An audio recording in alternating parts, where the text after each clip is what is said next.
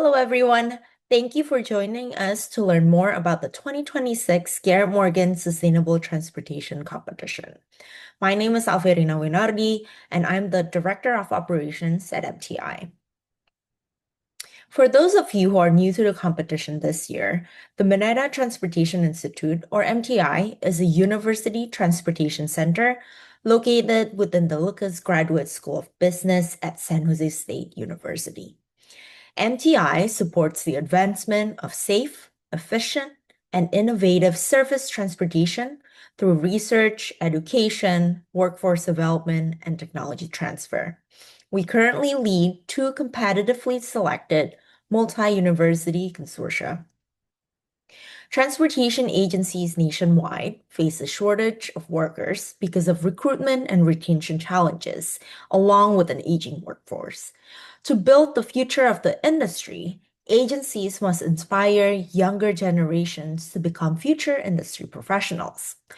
That is why we host the annual Garrett Morgan Sustainable Transportation Competition, giving students a sneak peek into exciting careers.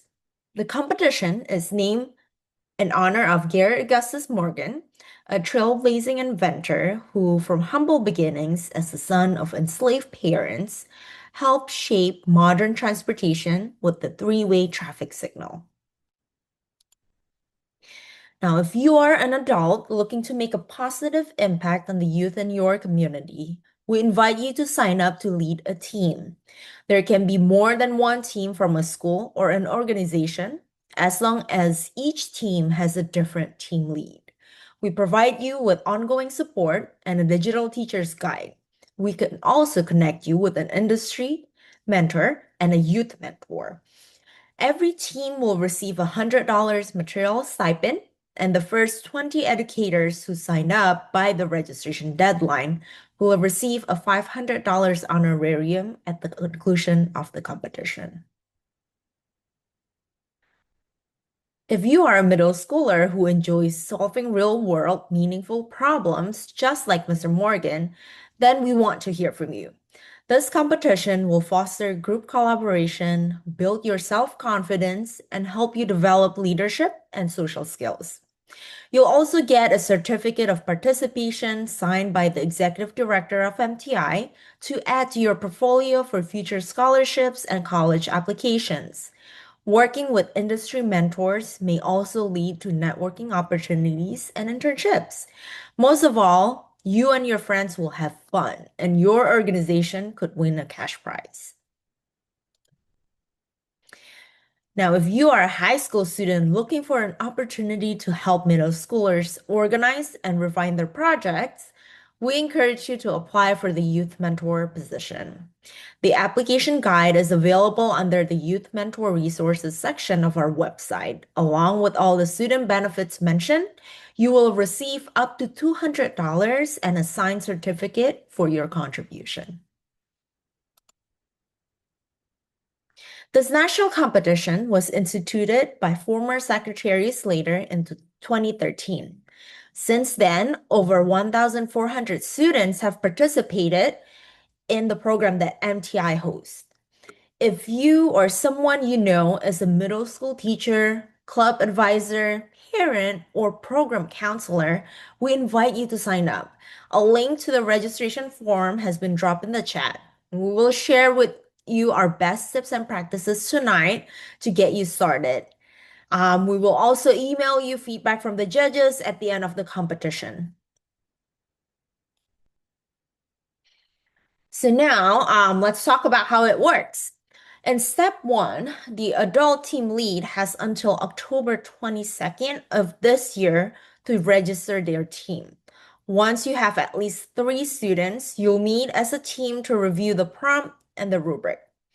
We will email you the W-9 and supplier setup forms to complete through DocuSign for the payment of material stipend. The educator honorarium will be processed at the end of the competition. Step 2 is where your team brainstorms for possible solutions to the prompt. Once you have decided on your final solution and have a description of your project, you can consult with an industry mentor if you have one. This is optional and you can have more than one. If you'd like us to connect you with one of our industry mentors, it would take about 2 weeks to find you a subject matter expert specific to your needs. Our program liaison, Susan Vin, will coordinate a 30-minute Zoom meeting to introduce you to your mentor. After that, it will be up to you to schedule future meetings. For the youth mentor, we will work to match their availability to your team's meeting schedule and location. We will include their resume and contact information in the introductory email so that you may coordinate future meetings with them directly. For youth protection, we ask our youth mentors to copy a trusted adult in all of their communications with us. For step 3, the team lead will need to submit the project entry form by February 22nd, 2026. Each student's legal guardian will also need to complete the individual registration form by this date. Both links have been dropped in the chat. Step 4 is where you finalize your presentation and your youth mentor can help you refine it. For the 2026 competition, you will need to submit 2 videos. The first one is a 3 to 5 minute campaign video designed for your peers, which can feature any or all of the team members.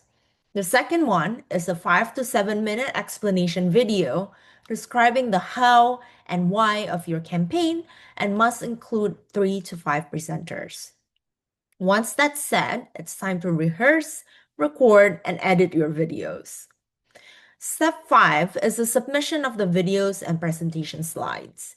Each team will receive a unique link from Susan Vin by March 8 of 2026, and everything must be uploaded by March 22nd of 2026. And this is the deadline that we have advertised also on our website.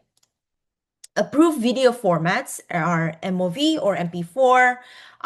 If you are using presentation slides for your second video, which is explanation videos, the approved presentation slide formats are PowerPoint, PDFs, and Google Slides links. If you are submitting a Google Slides link, please upload a Word document with the link and set the slides permission to anyone with link can view. The program survey is also due at this time. We will announce the results of the virtual award ceremony in late April or early May. And the first place winning team will be recognized at MTI's annual awards banquet in June. We know that you have a busy schedule with many commitments, so we encourage you to take advantage of the resources and support that we provide.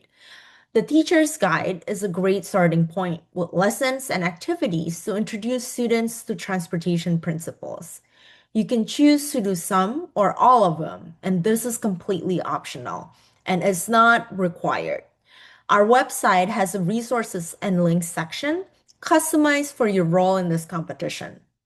The prompt document also provides additional resources on e-bikes for the 2026 competition. There's even a guide for scouts in the BSA program regarding the merit badge and STEM NOVA award requirements. A link to the program page has been dropped in the chat. Please save these important dates on your calendar. Our program liaison will also send you reminders about 1 week before each deadline. So now I'd like to share some of my best tips and practices. I would suggest that you take advantage of our free resources like the teacher's guide.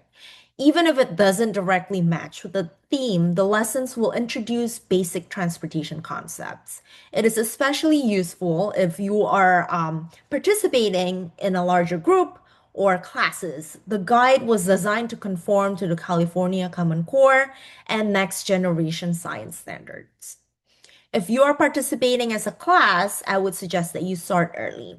You could divide into smaller groups to explore different ideas, then come together to select the best project. This will encourage creativity and advocacy. Now, the sooner your team chooses a project, the sooner we can connect you to a professional mentor with expertise in that area. And so if you know that you will be needing a mentor, I would suggest again to start the process early.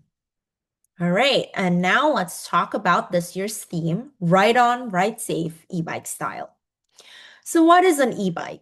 In its simplest terms, an e-bike is a bicycle that can run on electric power as well as pedaling.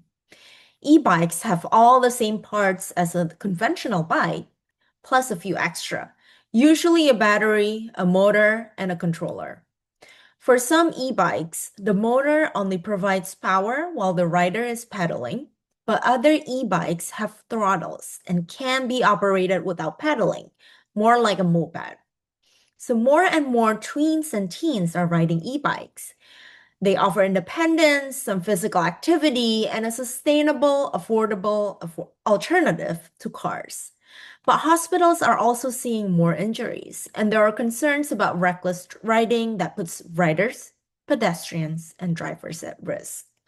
Communities are now asking whether there should be limits and if schools should teach safe riding skills. The prompt for this year's competition is to create a peer-to-peer video campaign to teach your classmates how to ride e-bikes safely and advocate for safety in your community.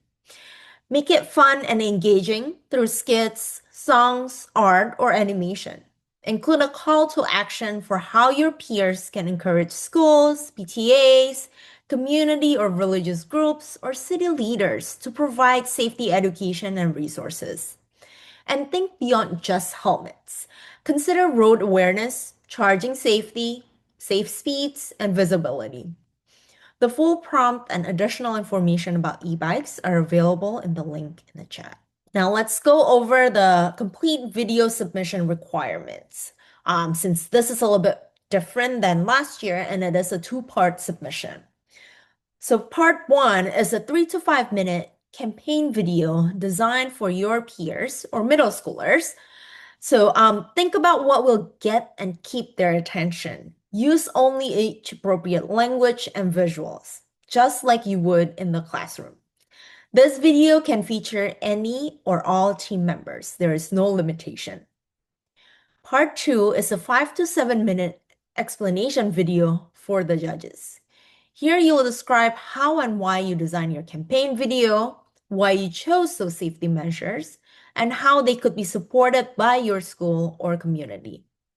This video must include 3 to 5 student presenters, no more than 5. And both of the videos will be scored using the judging criteria. Next, we will share about the complete scoring rubric, but all of this is available in the link in the chat. The total possible score is 150 before the point deduction. As you can see here, for this first category for video number 1, there's a deduction if your campaign video is under 3 minutes or over 5 minutes. And in the second category, which is for the explanation video, there's also a deduction of -5 if the explanation video is under 5 minutes or over 7 minutes. And last but not least, we have another category that looks at the overall submission. So what would you get if you are chosen as one of our winners? So the first place is awarded a $1,000 cash prize for your organization, a plaque, a certificate of participation for all team members, and all expenses paid trip for a teacher, 2 students, an adult or parent or adult guardian to San Jose, California to attend our annual banquets in June. The second place would get a $500 cash prize for the organization, and the third place will get a $200 cash prize. In closing, would like to share some of our favorite quotes from participants in the past who described their experience participating in the competition.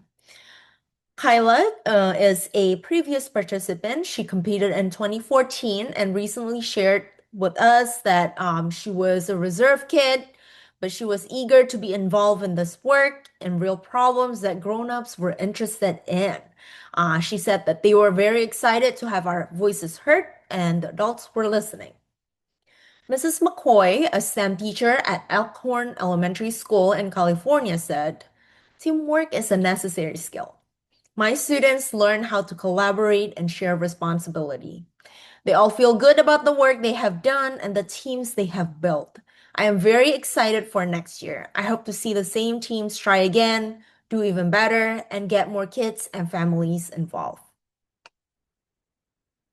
We also have a youth mentor sharing with us about her experience. She mentored, Vera Yuen mentored a team from the Hopkins Middle School in Fremont last year. And she said, I've always had an interest in transportation, public transit especially. So I particularly enjoyed getting to work on something with this topic. I would love to participate again if given the opportunity in the future. And last but not least, we have a quote from Dr. Sanganani, a parent team lead, also from Fremont. Our youth mentor and industry mentor have been so very supportive to the team. They were very eager to talk to the team and support them by teaching them how to go about things rather than give them the answer, which is great.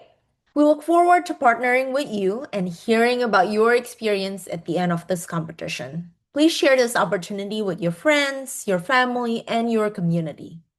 Thank you for joining us and for investing your time to educate and engage students in solving our nation's critical transportation issues. Together, we will ride on, ride safe, e-bike style.